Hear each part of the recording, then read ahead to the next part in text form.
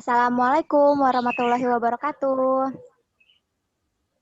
Perkenalkan, Waalaikumsalam kami dari kelompok kami dari kelompok 2. Saya Fani Nurbaiti selaku moderator dan juga pemateri pertama.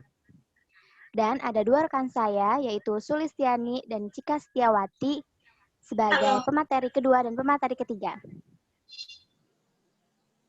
Nah, materi yang akan kita bahas kali ini yaitu mengenai hukum-hukum perkembangan peserta didik.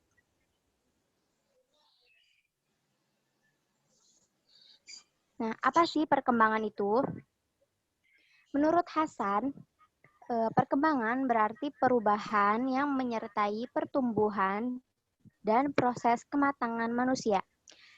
Jadi, artinya perkembangan itu suatu proses yang berkelanjutan dan proses itu perlu waktu bertahap gitu, tidak bisa instan.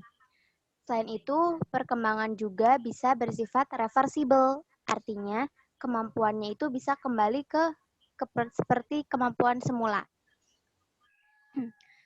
Terus dalam perkembangan ini ada pola yang teratur. Nah, pola ini tuh disebut dengan yang namanya hukum perkembangan.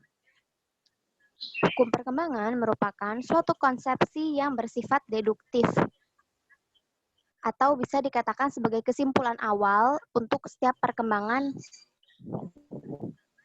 serta didik ataupun setiap orang individu.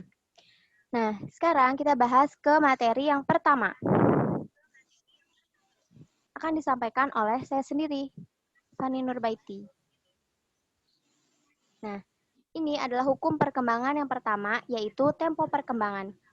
Tempo perkembangan ini adalah suatu cepat lambatnya setiap anak dalam memahami suatu hal atau dalam proses berkembang. Nah, setiap anak itu memiliki keistimewaannya tersendiri, memiliki kekurangan dan juga kelebihan. Jadi, tempo perkembangan setiap anak itu pasti berbeda dan dipengaruhi oleh faktor internal dan eksternal. Nah, terus tempo perkembangan dibagi menjadi 3. Pertama, tempo yang cepat, sedang, dan juga lambat. Contohnya itu, misal ada anak yang sudah bisa berjalan pada umur 1 tahun, ada juga yang belum bisa berjalan di umur 1 tahun itu. Yang kedua, hukum perkembangan, yaitu irama perkembangan. Irama perkembangan adalah ritme atau konsistensi dari perkembangan setiap orang. Gitu. Setiap anak itu pasti memiliki 2 masa kritis, di mana perkembangannya itu akan mengurang. Yaitu pada umur 2-3 tahun, mereka mulai menunjukkan sikap egois dan membangkang. Lalu umur 14-17 tahun, mereka akan mulai menunjukkan sikap membantah untuk mencari jati diri. Lalu di irama perkembangan ini ada 3 jenis juga. Yang pertama, naik turun, kedua, menurun, dan juga meningkat. Contohnya itu ada anak yang dari TK sampai SD, dia itu perkembangan dalam memahami pelajaran itu cepat, tapi saat SMP dan SMA kemampuan untuk memahami pelajarannya itu bisa berkurang gitu. Terus hukum perkembangan yang ketiga adalah hukum konvergensi.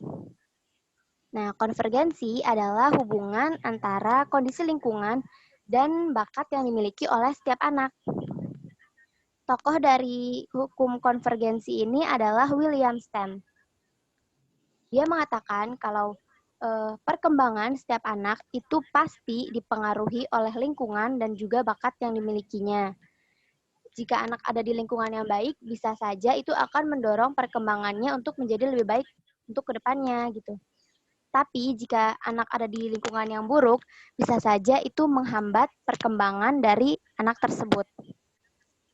Lalu kita ke hukum perkembangan yang keempat yang akan dijelaskan oleh rekan saya, Sulistiani. Silakan. Ya, terima kasih kepada Saudari Fani yang telah mempersilahkan waktunya untuk saya. Baiklah, langsung saja. Saya di sini akan memaparkan materi tentang kesatuan organ dan juga hierarki perkembangan. Yang pertama itu kesatuan organ. Kesatuan organ di situ tertera bahwasanya pertumbuhan dan perkembangan adalah diferensiasi atau pengkhususan dari totalitas pada unsur-unsur atau bukan suatu kumpulan dari bagian-bagian.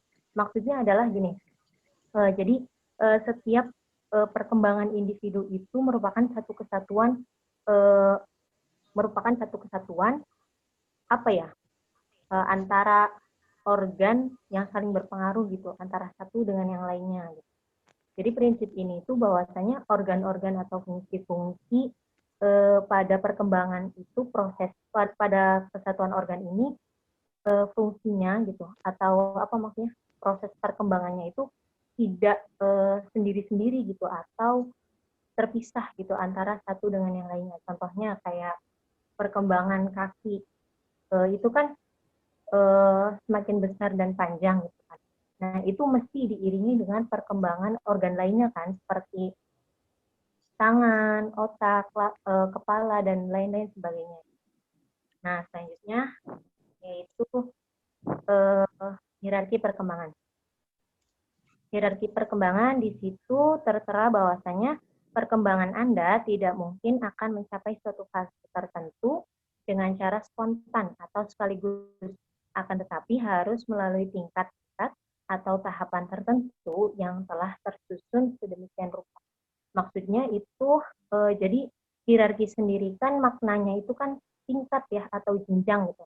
Nah, otomatis gitu dalam proses perkembangan ini tidak serta-merta harus apa ya langsung naik pada fase yang lebih tinggi gitu. Jadi harus melalui proses apa yang namanya fase terendah dulu baru ke fase tertinggi gitu. Kayak contohnya apa ya proses pemikiran pada anak itu kan ya walaupun pada proses itu didahului dengan pengenalan, pengamatan gitu. Nah itu jadi dengan pengamatan, pengenalan itu sehingga si anak itu berkembang gitu dalam pemikirannya. Jadi harus melewati fase-fase itu. Gitu. Contohnya lagi kayak misalnya analoginya gini, misalnya kita kan berumur sekian tahun itu kan harus sekolah paling dasar dulu itu kan TK gitu kan, beranjak ke SD, beranjak SMA sampai ke mahasiswa atau perkuliahan gitu kan. Jadi bertahap, berjenjang gitu sesuai aturannya, sesuai tahapan-tahapan yang sudah tersusunnya. Ya mungkin kurang lebih seperti itu. Sekian dari saya. Mohon maaf bila ada kekurangan. Terima kasih. Ya, terima kasih Sulis. Sekarang kita ke hukum perkembangan yang keenam, yang akan dijelaskan oleh pemateri ketiga, yaitu Cika Setiawati. Baik, langsung aja. Silakan Cika. Ya, makasih Pani. Baik, langsung saja ke pembahasan yang keenam, yaitu tentang hukum masa peka. Nah, masa peka ini memiliki pengertian, yaitu suatu di mana suatu masa ketika fungsi-fungsi jiwa menonjolkan diri keluar dan peka akan pengaruh rangsangan yang datang kepada diri kita. Nah, contohnya itu misalkan anak yang baru bisa berbicara, maka kita harus mengenalkan bahasa-bahasa yang baik dan sopan. Karena pada usia yang sangat dini ini, si anak mudah sekali untuk mengingat apa yang dilihatnya. Kan biasanya anak-anak tuh kan kalau misalkan kitanya mengajarkan bahasa yang kotor, maka si anak itu mudah sekali untuk mengingat apa yang terlintas dalam otaknya. Gitu. Pembahasan yang selanjutnya yaitu tentang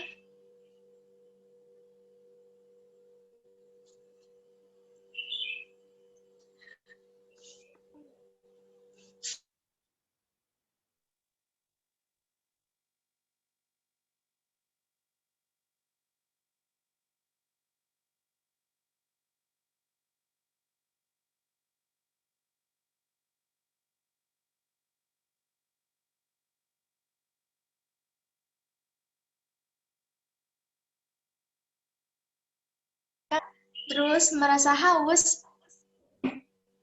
atau merasa sakit, nah si anak itu akan menangis. Akan tetapi dalam tangisan anak itu mengandung arti bahwasanya si anak itu ingin mendapatkan apa yang dia inginkan. Berbeda kalau kita yang sudah dewasa. Nah, jika kita merasa lapar, maka kita akan melakukan sesuatu, ya semisal mencari makanan di lemari, ataupun kalau tidak ada kita mencari membeli di supermarket. Nah, ketika kita merasa sakit, kita juga melakukan hal yang lain, ya seperti memeriksa diri ke dokter lah gitu ya, kan kita sudah besar ya gitu. Terus hukum yang ke-8,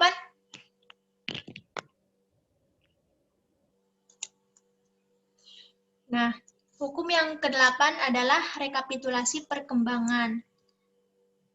Berdasarkan hukum, rekapitulasi perkembangan individu dikembangkan ke beberapa fase. Yang pertama yaitu masa berburu dan menyamun. Nah, masa ini dari sejak umur 8 tahunan. Nah, maksudnya masa berburu dan menyamun ini biasanya menonjol bahwa anak-anak dalam permainannya menunjukkan kesenangan menangkap binatang atau bermain panah-panahan, terus membuat rumah-rumahan dan lain sebagainya. Terus fase yang kedua yaitu di masa berternak. Nah, di masa ini biasanya pada usia 8 tahun sampai dengan 10 tahun. Masa ini juga disebut dengan masa menggembala. Dengan cara menonjolnya pada masa ini, yaitu si anak senang sekali memelihara hewan, maupun itu memelihara kucing, ayam, dan yang lain sebagainya. Terus, fase yang ketiga, yaitu masa bertani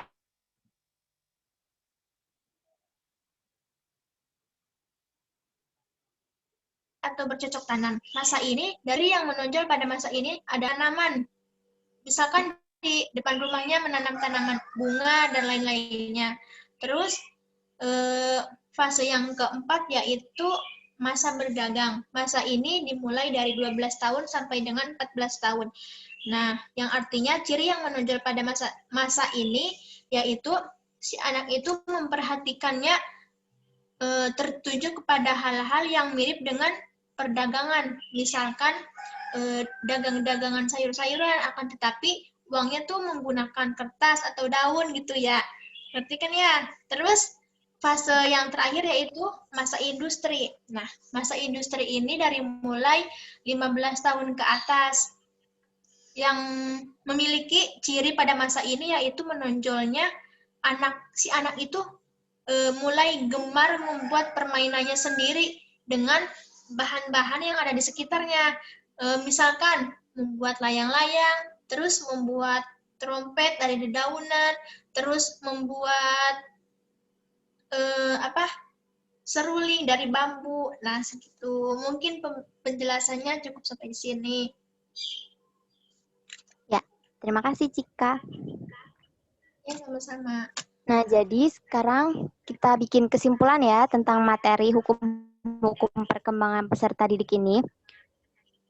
Jadi intinya hukum perkembangan peserta didik ini adalah pola-pola yang ditunjukkan oleh setiap anak dalam proses perkembangannya. Nah, hukum-hukumnya itu dibagi menjadi 8 jenis. Yang pertama, ada tempo perkembangan. Yang kedua, ada irama perkembangan. Yang ketiga, ada konvergensi. Yang keempat, ada kesatuan organ. Yang kelima, ada hierarki perkembangan. Yang keenam, ada hukum masa peka. Yang ketujuh, ada mempertahankan diri. Dan yang kedelapan, ada rekapitulasi perkembangan.